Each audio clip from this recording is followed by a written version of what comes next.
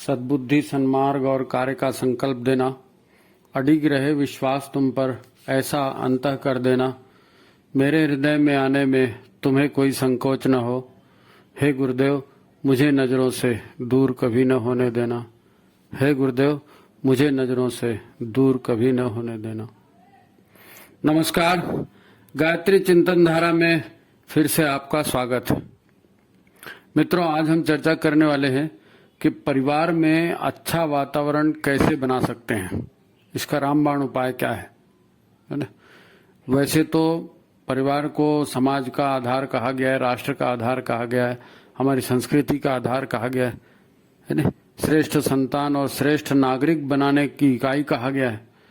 पर इतनी बड़ी बड़ी बातें न भी सोचें तो इतना तो मानना ही चाहिए कि हमारा परिवार हमारे लिए एक चार्जिंग स्टेशन बना रहे, ताकि बाहर के समाज के संघर्ष में जुटे परिवार के जो लोग हैं, सदस्य हैं, वो घर में आकर तनाव रहित हो जाएं, नई ऊर्जा प्राप्त करें। परिवार में आकर व्यक्ति रिलैक्स अनुभव करे, शांति अनुभव करे, जिसकी आज सबसे ज्यादा जरूरत है। तो ये व्यवस्था कैसे बनाएं, यह महत्वपूर्ण विषय आज हमारी चर्चा का है ना। तो इस संदेश को अंत तक सुने, अच्छा लगे तो लाइक करें, शेयर करें और ज्यादा से ज्यादा लोगों तक गायत्री चिंतन धारा को भेजने में अपना सहयोग करें। तो ठीक है, आज का ये महत्वपूर्ण विषय अपन शुरू करते हैं। मित्रों, परिवार हमारी सारी सुख सुविधाओं का केंद्र है। परिवार ही हमारी ताकत है। सफलता के लिए फैमिली सपोर्ट सबसे ज्यादा जरूरी होता है, हम सब ये जानते हैं। और हमें परिवारजनों से बड़ी बड़ी उम्मीदें भी होती हैं कि वे हमें सहयोग करेंगे, हमारी जरूरतों को समझेंगे। परिवार के सभी सदस्य ऐसा चाहते हैं, सब सदस्य ऐसे ही चाहते हैं कि परिवार हमें सपोर्ट करे, पर ऐसा कितना हो पाता है, इसलिए ये मुद्दा बड़ा गंभीर और महत्वपूर्ण है। देखो, परिवार में 3 तरह के लोग हैं। एक वो लोग हैं जो हर हाल में आपका सपोर्ट करते हैं, आपको सहयोग करते हैं, है ना।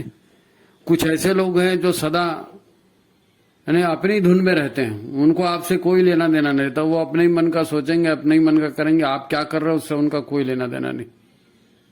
और कुछ लोग ऐसे भी होते हैं जिनसे आपकी कभी नहीं पटती, आप कुछ भी कहो वो हमेशा उल्टा ही सोचेंगे, है नहीं। उत्तर बिल्कुल साफ है, लेकिन वो उस तरह का कहेंगे ही नहीं, सोचेंगे ही नहीं। अच्छा, परिवार ही नहीं, आपके उद्योग में, व्यापार में, नौकरी में या अन्य मित्र मंडली, जहां भी आपको उठना बैठना है, ये तीनों तरह के लोग आपको वहां मिलेंगे। ये विधि का विधान है। यदि बिना झगड़े टंटे के आप इनसे निपटना सीख जाएं तब तो ठीक है, नहीं तो जिंदगी भर ये मुसीबत आपके गले में पड़ी रहेगी, है नहीं। आप मुक्त नहीं हो सकेंगे, ये फाइनल बात है। जो भी प्रयास करना है आपको स्वयं ही करना पड़ेगा। फिर भी आप सफल होंगे कि नहीं इसकी कोई गारंटी नहीं है। हो सकता है आपको अकेले को ही तपस्या करनी पड़े, परिस्थितियां फिर भी ना बदलें, परंतु प्रयत्न नहीं करोगे तो खतरा कैंसर की तरह बढ़ते जाने वाला है और एक समस्या 4 और समस्याओं को पैदा करेगी। इसलिए परिस्थिति का गंभीर अध्ययन जरूरी है, तभी कोई रास्ता निकलेगा। गुरुदेव कहते हैं कि गृहस्थ एक तपोवन है, तो यही सच है। कोई तप करेगा, त्याग करेगा, तभी बाकी लोग सुख चैन से रह सकेंगे और उनको भी अपना कर्तव्य बोध होगा, फिर वो भी सन्मार्ग पर आएंगे। तो ये बड़ा गहन विषय है और अपन एक कहानी से इसकी शुरुआत करते हैं। कहानी नहीं, सत्य कथा है, एक सच्ची घटना है जो आपको झकझोर देने वाली है, आपको जरूर सुननी चाहिए।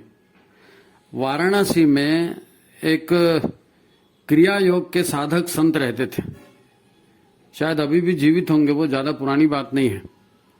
वो लाहड़ी महाराज और स्वामी योगानंद जी, जिन्होंने ऑटोबायोग्राफी ऑफ योगी लिखी ना, योगानंद जी, उनकी परंपरा के वो संत थे। वाराणसी में रहते थे, ज्यादा प्रचार और तामझाम से हमेशा दूर रहते थे। फिर भी चूंकि वो साधक थे और उनके पास शक्तियां थी, तो 250-300 परिवार उनके शिष्य बन गए थे। उनके शिष्य परिवार में जब किसी को बच्चा होता था तो वे तुरंत बच्चे को साथ लेकर गंगा के तट पर आने को कहते थे। वाराणसी में गंगा जी बह रही, तो किसी के यहाँ बच्चा हो गया, खबर आया तो तुरंत बोले तुम गंगा जी के यहाँ उसको लेकर आओ। वही वो कुछ उपाय करते और उस नवजात बच्चे पर गंगा जल छिड़क कर उस बच्चे से पूछते थे कि तुम इस परिवार में क्यों आ गए, क्या कुछ लेना है तुमको या तुम कुछ देने आए हो इस परिवार में। आश्चर्य की बात कि वह नवजात बोल पड़ता था।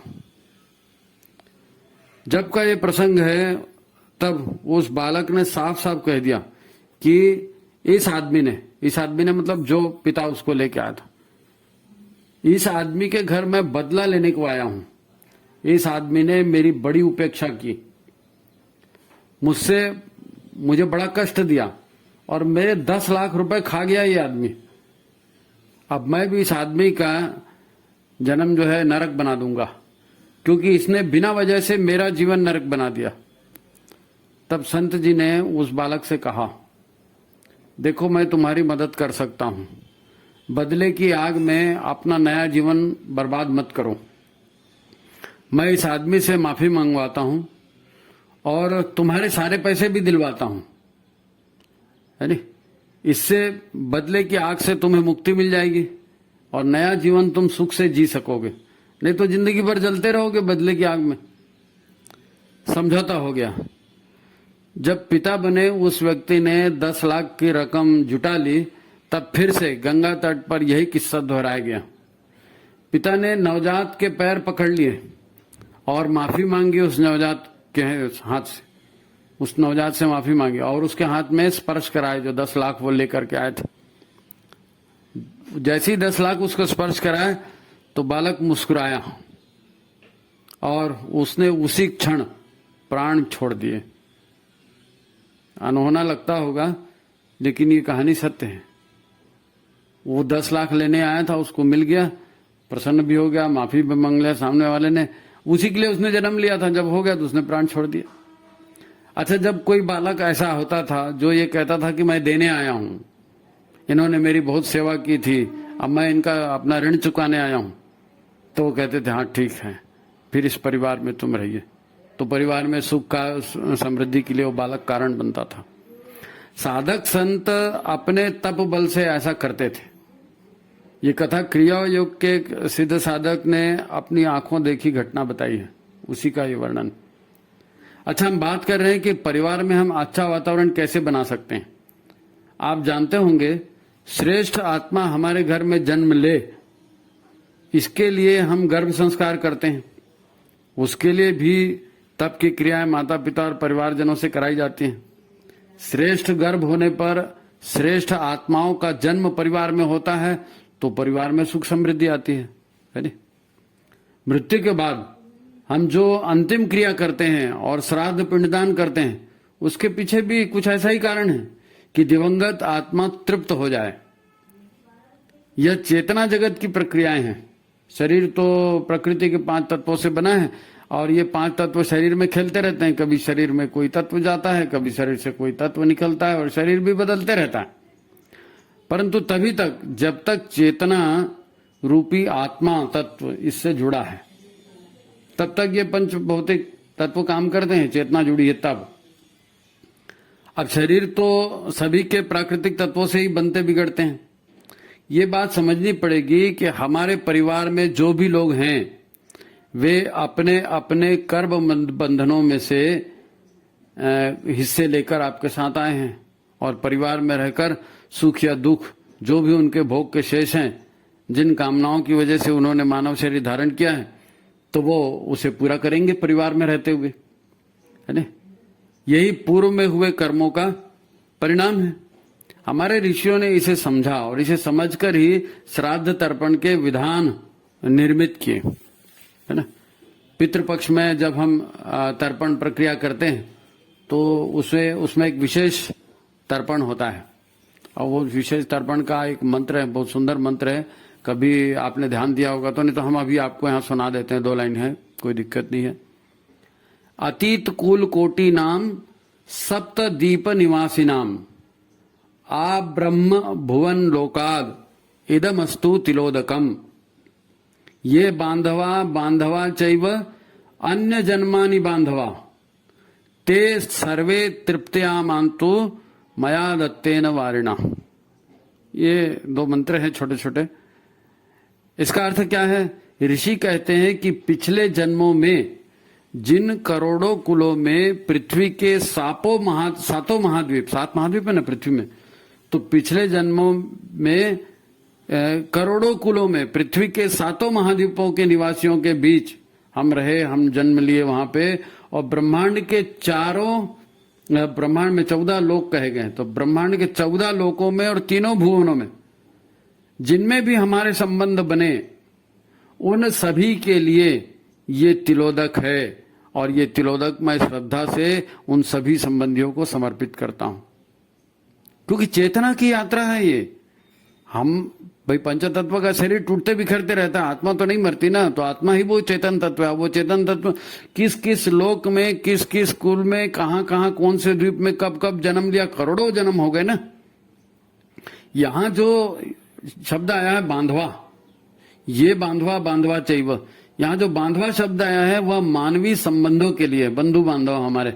अब वो महिला है पुरुष है तो उनके भी सगे संबंधी है, सगे संबंधी के लिए बांधव शब्द है। तो इस जन्म के सारे बंधु बांधव यानी संबंधी, या किसी भी अन्य जन्म में रहे संबंधियों से जिनसे हमारा संबंध रहा, उन सभी की तृप्ति के लिए मैं अपनी श्रद्धा समर्पित करता हूं। कितनी दूर की सोच है। चेतना की अनंत यात्रा है। हम भी चेतन तत्व आत्मा ही तो हैं, शरीर लेकर आए हैं। तो हमने न जाने कितनों को दुख दिया होगा, कितनों को कष्ट दिए होंगे, तो उनसे माफी कब मांगेंगे, उनकी तृप्ति के लिए प्रयास कब करेंगे।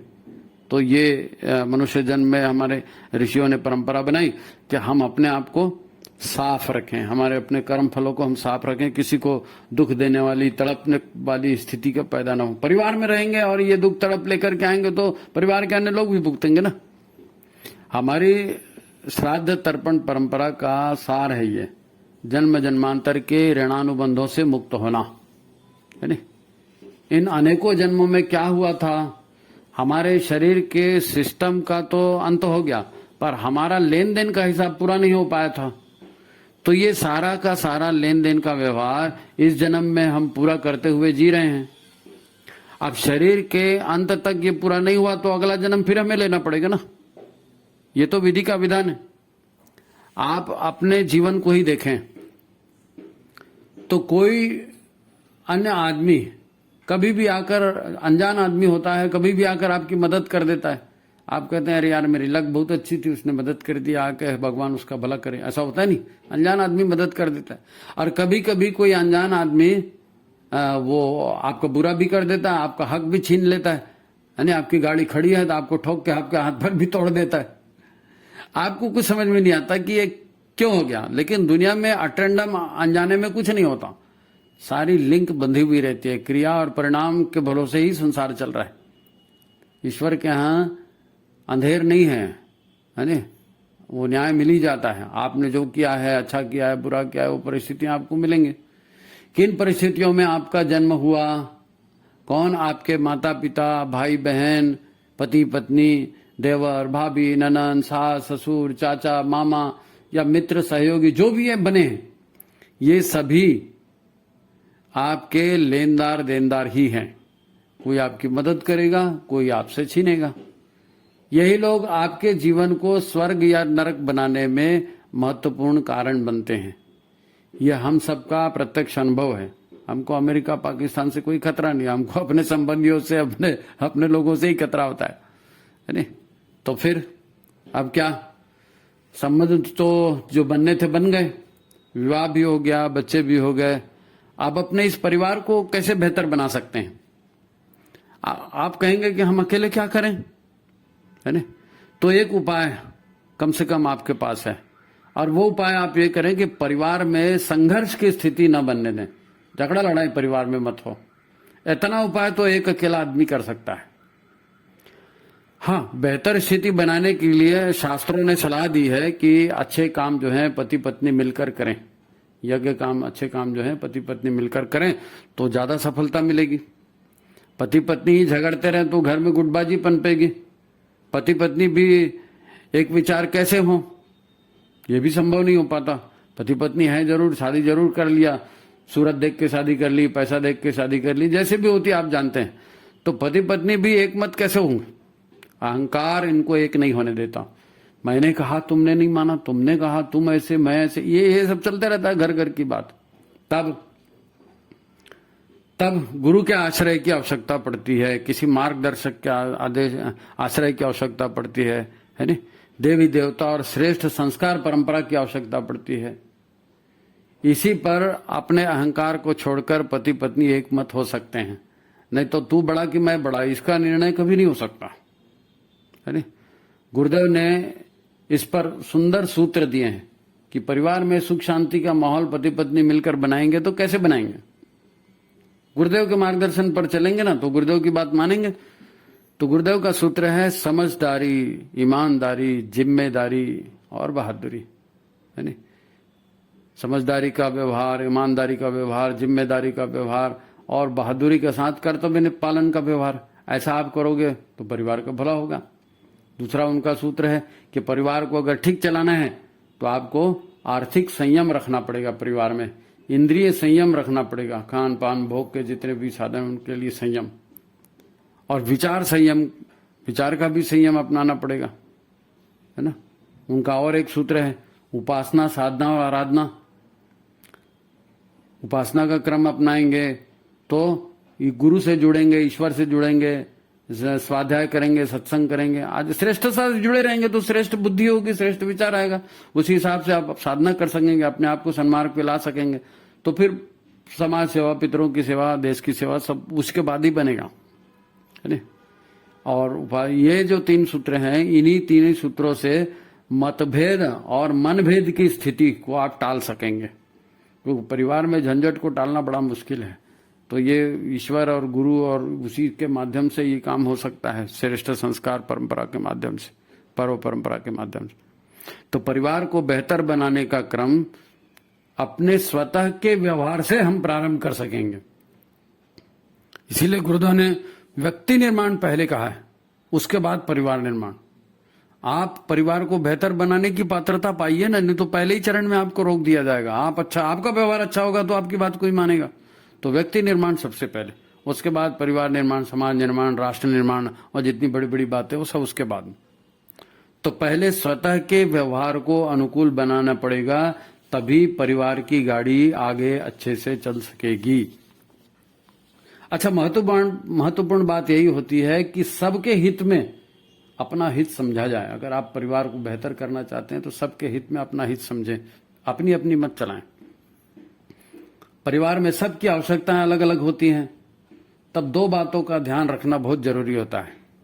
पहला यह कि जितने भी सदस्य हैं उनकी मूलभूत आवश्यकताएं पूरी होती रहें, किसी सदस्य की उपेक्षा न हो और किसी भी सदस्य के अहंकार को चोट न पहुंचे। यदि आपसे कोई भूल चूक हो भी जाती है तो गलती को स्वीकार किया जाए और गलती को सुधारा जाए। परिवार तो तभी ठीक होगा। परिवार जो है सामूहिक विचार विमर्श को बढ़ावा दे, सब लोग मिल बैठ करके समस्याओं पर चर्चा करें है नहीं? परिवार में फिर रुचिकर, सबकी रुचि का भोजन बने, अच्छा और पौष्टिक, यानी स्वादिष्ट और पौष्टिक दोनों तरह का भोजन बने, इस तरह की व्यवस्था बने। फिजूल खर्ची और नशे की प्रवृत्ति को बंद करके मेल मिलाप और सात्विक मनोरंजन, भजन, सत्संग जैसे आयोजन परिवार में किए जाएं है नहीं? सामूहिक मन को बेहतर इसी ढंग से आप बना सकेंगे। अच्छा, आर्थिक बचत के साथ साथ अच्छे कामों में सहयोग भी जरूरी है, उसको भी प्रोत्साहित किया जाना चाहिए। आर्थिक बचत तो करना ही है, लेकिन अच्छे काम में सहयोग भी करना है।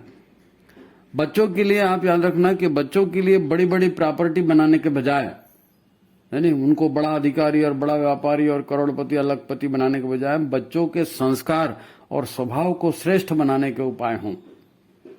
क्योंकि कोई भी बड़ा बच्चा भी होगा, कहीं भी होगा, परिवार बनाएगा ना, तो परिवार में वैसे ही सब लोग जुड़ेंगे ना। तो यदि आपके संस्कार श्रेष्ठ नहीं है, स्वभाव श्रेष्ठ नहीं है, तो आप परिवार में टूट फूट होगी, मरेंगे मारेंगे, फिर दुनिया भर का जो घटिया काम होता है वो होते रहेगा। तो परिवार को भी बच्चों का ख्याल जब रखेंगे तो उनके लिए पैसा प्रॉपर्टी छोड़ने के बजाय अच्छे संस्कार और श्रेष्ठ स्वभाव बनाने का जो है ये उपक्रम परिवार में चलाना जरूरी।